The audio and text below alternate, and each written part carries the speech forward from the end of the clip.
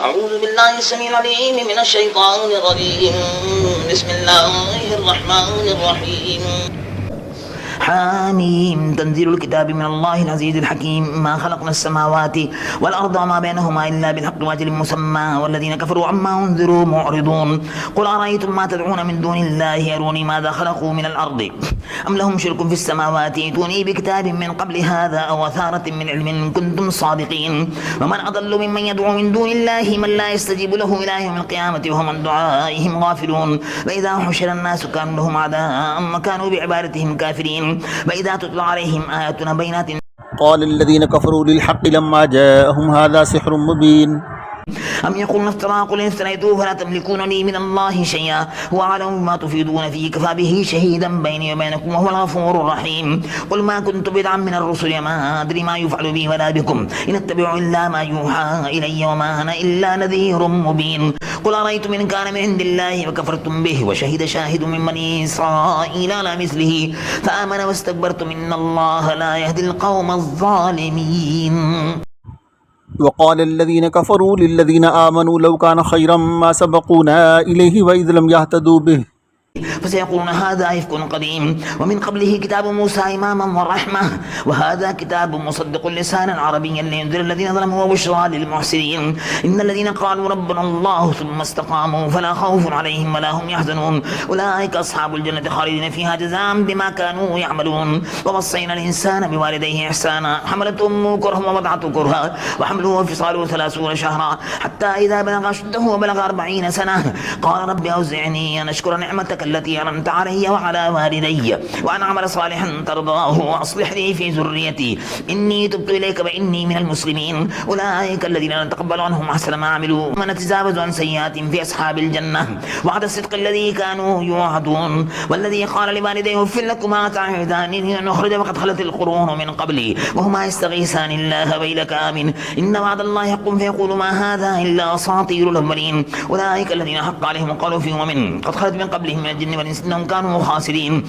ولكل درجات مما عملوا وليوفيهم أعمالهم وهم لا يظلمون. ويوم يعرض الذين كفروا على النار أذهبتم طيباتكم في حياتكم الدنيا واستمتعتم بها فاليوم تجزون عذاب الهون بما كنتم تستكبرون في الأرض بغير الحق وبما كنتم تفسقون. واذكر عاد إذ أنذر قومه بالأحقاف فدخلت النذر من بين يديه من خلفه ألا تعبدوا إلا الله إني أخاف عليكم عذاب يوم عظيم. قالوا وجدنا لتأفكنا عن آلهتنا فأتنا بما تعدنا إن كنت من الصادقين. قال إنما العلم عند الله ويبلغكم ما أرسلت به ولكن يراكم قوما تجهلون. فلما رأوه عارضا مستقبل أوديتهم قالوا هذا عارض ممطرنا بل هو ما استعجلتم به ريح فيها عذاب أليم تدمر كل شيء بأمر ربها فأصبحوا لا يرى إلا مساكنهم كذلك نجزي القوم المجرمين. ولقد مكناهم فيما إن مكناكم فيه وجعلنا لهم سمعا وأبصارا وأفئدة فما أغنى عنهم سمعهم ولا أبصارهم ولا أفئدتهم من شيء إذ كانوا يجحدون بآيات الله وحاق بهم ما كانوا به يستهزئون. ولقد هلكنا ما حولكم من القرى وصرفنا آيات لعلهم يرجعون فلولا نصرهم الذين اتخذوا من دون الله قربانا آلهة بل ضلوا عنهم وذلك إفكهم وما كانوا يفترون. وإذ صرفنا إليك نفرا من الجن يستمعون القرآن فلما حضروه قالوا أنصتوا فلما قضي ولوا إلى قومهم منذرين قالوا يا قومنا إنا سمعنا كتابا أنزل من بعد موسى مصدقا لما بين يديه يهدي إلى الحق وإلى طريق مستقيم. يا قومنا أجيبوا داعي الله فآمنوا به يغفر لكم من ذنوبكم ويجركم من عذاب أليم. ومن لا يجب داعي الله فليس بمعجز في الأرض وليس له من دونه أولياء أولئك في ضلال مبين. أولم يروا أن الله الذي خلق السماوات والأرض ولم يعي بخلقهن بقادر على أن يحيي الموتى بلى إنه على كل شيء قدير. ويوم يعرض الذين كفروا على النار أليس هذا بالحق قالوا بلى ربنا قال فذوقوا العذاب بما كنتم تكفرون. فاصبر كما صبر أولو العزم من الرسل ولا تستعجل لهم كأنهم يوم يرون ما يوعدون لم يلبسوا إلا ساعة من نهار بلاغ فهل يهلك إلا القوم الفاسقون. الذين كفروا وصدوا عن سبيل الله أضل أعمالهم. والذين آمنوا وعملوا الصالحات وآمنوا بما نزل على محمد وهو الحق من ربهم كفر عنهم سيئاتهم وأصلح بالهم. ذلك بأن الذين كفروا اتبعوا الباطل وأن الذين آمنوا اتبعوا الحق من ربهم كذلك يضرب الله للناس أمثالهم. فإذا لقيتم الذين كفروا فضربوا الرقاب حتى إذا أثخنتموهم فشدوا الوثاق فإما منا بعد إما فداء حتى تضع الحرب أوزارها ذلك ولو يشاء الله لانتصر منهم ولكن ليبلو بعضكم بعضكم ببعض والذين قتلوا في سبيل الله فلن يضل أعمالهم سيهديهم ويصلح بالهم ويدخلهم الجنة عرفها لهم يا أيها الذين آمنوا إن تنصروا الله ينصركم ويثبت أقدامكم والذين كفروا وتعسى لهم وأضل أعمالهم ذلك بأنهم كرهوا ما أنزل الله فأحبط أعمالهم أفلم يسيروا في الأرض فينظروا كيف كان عاقبة الذين من قبلهم دمر الله عليهم وللكافرين أمثالها ذلك بأن الله مولى الذين آمنوا وأن الكافرين لا مولى لهم إن الله يدخل الذين آمنوا وعملوا الصالحات جنات تجري من تحت الأنهار والذين كفروا يتمتعون ويأكلون كما تأكل الأنعام والنار مثوى لهم وكأي من قرية هي أشد قوة من قريتك التي أخرجتك أهلكناهم فلا ناصر لهم أفمن كان على بينة من ربه كمن زين له سوء عمله واتبعوا أهواءهم مثل الجنة التي وعد المتقون فيها أنهار من ماء غير ياس وأنهار من لبن لم يتغير طعمه وأنهار من خمر لذة للشاربين وأنهار من عسل مصفى ولهم فيها من كل الثمرات ومغفرة من ربهم كمن هو خالد في النار وسقوا ماء حميما فقطع أمعاءهم ومنهم يستمع إليك حتى إذا خرجوا من عندك قالوا للذين أوتوا العلم ماذا قال آنفا أولئك الذين تبع الله على قلوبهم واتبعوا أهواءهم والذين اهتدوا زادهم هدى وآتاهم تقواهم فهل ينظرون إلا الساعة أن تأتيهم بغتة فقد جاء أشراطها فأنى لهم إذا جاءتهم ذكراهم فاعلم أنه لا إله إلا الله واستغفر لذنبك وللمؤمنين والمؤمنات والله يعلم متقلبكم ومثواكم ويقول الذين آمنوا لولا نزلت سورة فإذا أنزلت سورة محكمة وذكر فيها القتال رأيت الذين في قلوبهم مرض ينظرون إليك نظر المغشي عليهم الموت فأولى لهم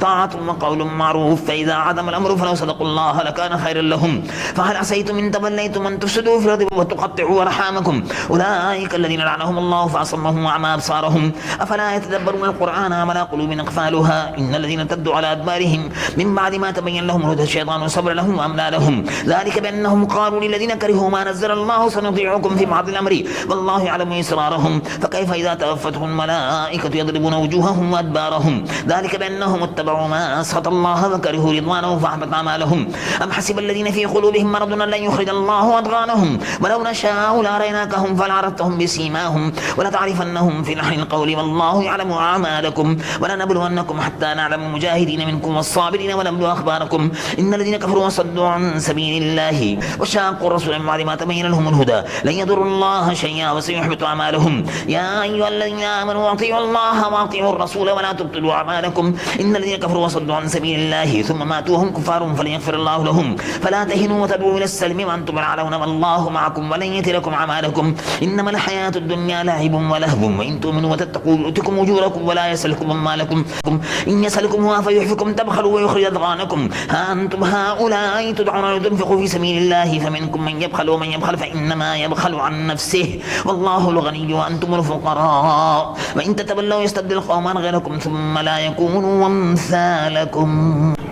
إنا فتحنا لك فتحا مبينا ليغفر لك الله ما تقدم من ذنبك وما تأخر ويتم نعمته عليك ويهديك صراطا مستقيما وينصرك الله نصرا عزيزا هو الذي أنزل السكينة في قلوب المؤمنين ليزدادوا إيمانا مع إيمانهم ولله جنود السماوات والأرض وكان الله عليما حكيما ليدخل المؤمنين والمؤمنات جنات تجري من تحت الأنهار خالدين فيها ويكفر عنهم سيئاتهم وكان ذلك عند الله فوزا عظيما ويعذب المنافقين والمنافقات والمشركين والمشركات الظانين بالله ظن السوء عليهم دائرة السوء وغضب الله عليهم ولعنهم وعد لهم جهنم وساءت مصيرا ولله جنود السماوات والأرض وكان الله عزيزا حكيما إنا أرسلناك شاهدا ومبشرا ونذيرا لتؤمنوا بالله ورسوله وتعزروه وتوقروه وتسبحوه بكرة وأصيلا إن الذين يبايعونك إنما يبايعون الله يد الله فوق أيديهم فمن نكث فإنما ينكث على نفسه ومن أوفى بما عاهد عليه الله فسيؤتيه أجرا عظيما سيقول لك المخلفون من الأعراب شغلتنا أموالنا وأهلنا فاستغفر لنا يقولون بألسنتهم ما ليس في قلوبهم قل فمن يملك لكم من الله شيئا إن أراد بكم ضرا وأراد بكم نفعا بل كان الله بما تعملون خبيرا بل ظننتم أن لن ينقلب الرسول والمؤمنون إلى أهلهم أبدا وزين ذلك في قلوبكم وظننتم ظن السوء وكنتم قوما بورا ومن لن يؤمن بالله ورسوله فإنا أعتدنا للكافرين سعيرا ولله ملك السماوات والأرض يغفر لمن يشاء ويعذب من يشاء وكان الله غفورا رحيما سيقول المخلفون إذا انطلقتم إلى مغانم لتأخذوها ذرونا نتبعكم يريدون أن يبدلوا كلام الله قل لن تتبعونا كذلكم قال الله من قبل فسيقولون بل تحسدوننا بل كانوا لا يفقهون إلا قليلا قل للمخلفين من الأعراب ستدعون إلى قوم لباس شديد تقاتلونهم ويسلمون فإن تطيعوا يؤتكم الله أجرا حسنا وإن تتولوا كما توليتم من قبل يعذبكم عذابا أليما ليس على الأعمى حرج ولا على الأعرج حرج ولا على المريض حرج ومن يطع الله ورسوله يدخل جنات تجري من تحتها الأنهار ومن يتولى يعذبه عذابا أليما لقد رضي الله عن المؤمنين إذ يبايعونك تحت الشجرة فعلم ما في قلوبهم فأنزل السكينة عليهم وأثابهم فتحا قريبا ومغانم كثيرة يأخذونها وكان الله عزيزا حكيما وعدكم الله مغانم كثيرة تأخذونها فعجل لكم هذه وكف أيدي الناس عنكم ولتكون آية للمؤمنين ويهديكم صراطا مستقيما وأخرى لم تقدروا عليها قد أحاط الله بها وكان الله على كل شيء قديرا ولو قاتلكم الذين كفروا لولوا الأدبار ثم لا يجدون وليا ولا نصيرا سنة الله التي قد خلت من قبل ولن تجد لسنة الله تبديلا وهو الذي كف أيديهم عنكم وأيديكم عنهم ببطن مكة من بعد أن أظفركم عليهم وكان الله بما تعملون بصيرا هم الذين كفروا وصدوكم عن المسجد الحرام والهدي معكوفا أن يبلغ محله ولولا رجال مؤمنون ونساء مؤمنات لم تعلموهم أن تطروهم فتصيبكم منهم معرة بغير علم ليدخل الله في رحمته من يشاء ولو تزيلوا لعذبنا الذين كفروا منهم عذابا أليما إذ جعل الذين كفروا في قلوبهم حمية الجاهلية فأنزل الله سكينته على رسوله وعلى المؤمنين وألزمهم كلمة التقوى وكانوا حق بها وأهلها وكان الله بكل شيء عليما لقد صدق الله رسوله الرؤيا بالحق لتدخلن المسجد الحرام إن شاء الله آمنين محلقين رؤوسكم ومقصرين لا تخافون فعلم ما لم تعلموا فجعل من دون ذلك فتحا قريبا هو الذي أرسل رسوله بالهدى ودين الحق ليظهره على الدين كله وكفى بالله شهيدا محمد رسول الله والذين معه أشداء على الكفار رحماء بينهم تراهم ركعا سجدا يبتغون فضلا من الله ورضوانا سيماهم في وجوههم من أثر السجود ذلك مثلهم في التوراة ومثلهم في الإنجيل كذرين أخرج شطه فآذره فاستغلظ فاستوى على سوقه يعجب الزراع ليغيظ بهم الكفار وعد الله الذين آمنوا وعملوا الصالحات منهم مغفرة وأجرا عظيما يا أيها الذين آمنوا لا تقدموا بين يدي الله ورسوله واتقوا الله إن الله سميع عليم يا أيها الذين آمنوا لا ترفعوا أصواتكم فوق صوت النبي ولا تجهروا له بالقول كجهر بعضكم لبعض أن تحبط أعمالكم وأنتم لا تشعرون إن الذين يغضون أصواتهم عند رسول الله أولئك الذين امتحن الله قلوبهم للتقوى لهم مغفرة وأجر عظيم إن الذين ينادونك من وراء الحجرات أكثرهم لا يعقلون ولو أنهم صبروا حتى تخرج إليهم لكان خيرا لهم والله غفور رحيم يا أيها الذين آمنوا إن جاءكم فاسق بنبأ فتبينوا أن تصيبوا قوما بجهالة فتصبحوا على ما فعلتم نادمين واعلموا أن فيكم رسول الله لو يطيعكم في كثير من الأمر لعنتم ولكن الله حبب إليكم الإيمان وزينه في قلوبكم وكره إليكم الكفر والفسوق والعصيان أولئك هم الراشدون فضلا من الله ونعمة والله عليم حكيم وإن طائفتان من المؤمنين اقتتلوا فأصلحوا بينهما فإن بغت إحداهما على الأخرى فقاتلوا التي تبغي حتى تفيء إلى أمر الله فإن فاءت فأصلحوا بينهما بالعدل وأقسطوا إن الله يحب المقسطين إنما المؤمنون إخوة فأصلحوا بين أخويكم واتقوا الله لعلكم ترحمون يا أيها الذين آمنوا لا يسخر قوم من قوم عسى أن يكونوا خيرا منهم ولا نساء من نساء عسى أن يكونوا خيرا منهن ولا تلمزوا أنفسكم ولا تنابذوا بالألقاب بئس الاسم الفسوق بعد الإيمان ومن لم يتب فأولئك هم الظالمون يا أيها الذين آمنوا اجتنبوا كثيرا من الظن إن بعض الظن اسم ولا تجسسوا ولا يغتب بعضكم بعضا أيحب أحدكم أن يأكل لحم أخيه ميتا فكرهتموه واتقوا الله إن الله تواب رحيم يا أيها الناس إنا خلقناكم من ذكر وأنثى وجعلناكم شعوبا وقبائل لتعارفوا إن أكرمكم عند الله يتقاكم إن الله عليم خبير قالت الأعراب آمنا قل لم تؤمنوا ولكن قولوا أسلمنا ولما يدخل الإيمان في قلوبكم وإن تطيعوا الله ورسوله لا يلدكم من أعمالكم شيئا إن الله غفور رحيم إنما المؤمنون الذين آمنوا بالله ورسوله ثم لم يرتابوا وجاهدوا بأموالهم وأنفسهم في سبيل الله أولئك هم الصادقون ولا تعلمون الله بدينكم والله يعلم ما في السماوات وما في الأرض والله بكل شيء عليم يمنون عليك أن أسلموا قل لا تمنوا علي إسلامكم بل الله يمن عليكم أن هداكم للإيمان إن كنتم صادقين إن إن الله يعلم غيب السماوات والأرض والله بصير بما تعملون. طاف القرآن المجيد بل عجبوا أن جاءهم منذر منهم فقال الكافرون هذا شيء عجيب أئذا متنا وكنا ترابا ذلك رجع بعيد قد علمنا ما تنقص الأرض منهم وعندنا كتاب حفيظ بل كذبوا بالحق لما جاءهم فهم في أمر مريج أفلم ينظروا إلى السماء فوقهم كيف بنيناها وزيناها وما لها من فروج والأرض مددناها وألقينا فيها رواسي وأنبتنا فيها من كل زوج بهيج تبصرة وذكرى لكل عبد منيب ونزلنا من السماء ماء مباركا فأنبتنا به جنات محب الحصيد والنخل باسقات لها طلع نضيد رزقا للعباد وأحيينا به بلدة ميتا كذلك الخروج كذبت قبلهم قوم نوح وأصحاب الرس وثمود وعاد وفرعون وإخوان لوط وأصحاب الأيكة وقوم تبع كل كذب الرسل فحق وعيد أفعينا بالخلق الأول بل هم في لبس من خلق جديد ولقد خلقنا الإنسان ونعلم ما توسوس به نفسه ونحن أقرب إليه من حبل الوريد إذ يتلقى المتلقيان عن اليمين وعن الشمال قعيد ما يلفظ من قول إلا لديه رقيب عتيد وجاءت سكرة الموت بالحق ذلك ما كنت منه تحيد ونفخ في الصور ذلك يوم الوعيد وجاءت كل نفس معها سائق وشهيد لقد كنت في غفلة من هذا فكشفنا عنك غطاءك فبصرك اليوم حديد وقال قرينه هذا ما لدي عتيد ألقيا في جهنم كل كفار عنيد مناع للخير معتد مريب الذي جعل مع الله إلها آخر فألقياه في العذاب الشديد قال قرينه ربنا ما أطغيته لكن كان في ضلال بعيد قال لا تختصموا لدي وقد قدمت إليكم بالوعيد ما يبدل القول لدي وما أنا بظلام للعبيد يوم نقول لجهنم هل امتلأت وتقول هل من مزيد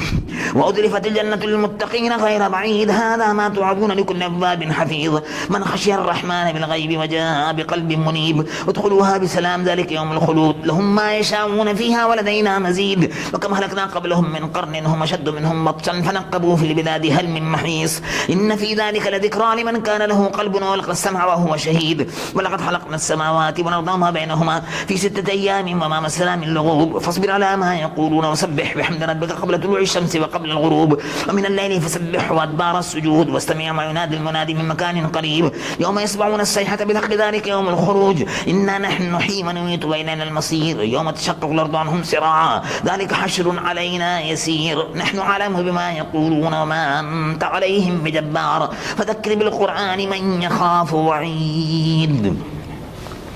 والزاريات ذروا فالحاملات وقرا فالجاريات يسرا فالمقسمات أمرا إنما توعدون لصادق وإن الدين لواقع والسماء ذات الحبك إنكم لفي قول مختلف يؤفك عنه ونفك قتل الخراصون الذين هم في غمرة ساهون يسألون أيان يوم الدين يوم هم على النار يفتنون ذوقوا فتنتكم هذا الذي كنتم به تستعجلون إن المتقين في جنات وعيون آخذين ما آتاهم ربهم إنهم كانوا قبل ذلك محسنين كانوا قليلا من الليل ما يهجعون وبالأسحار هم يستغفرون وفي أموالهم حق للسائل والمحروم وفي الأرض آيات للموقنين وفي أنفسكم أفلا تبصرون وفي السماء رزقكم وما توعدون فورب السماء والأرض إنه لحق مثل ما أنكم تنطقون هل أتاك حديث ضيف إبراهيم المكرمين إذ دخلوا عليه فقالوا سلاما قال سلام قوم منكرون فراغ إلى أهله فجاء بعجل سمين فقربه إليهم قال لا تأكلون فأوجس منهم خيفة قالوا لا تخف بشروه بغلام عليم فأقبلت امراته في سرة فسكت وجهها وقالت عجوز عقيم قالوا كذلك قال ربك إنه هو الحكيم العليم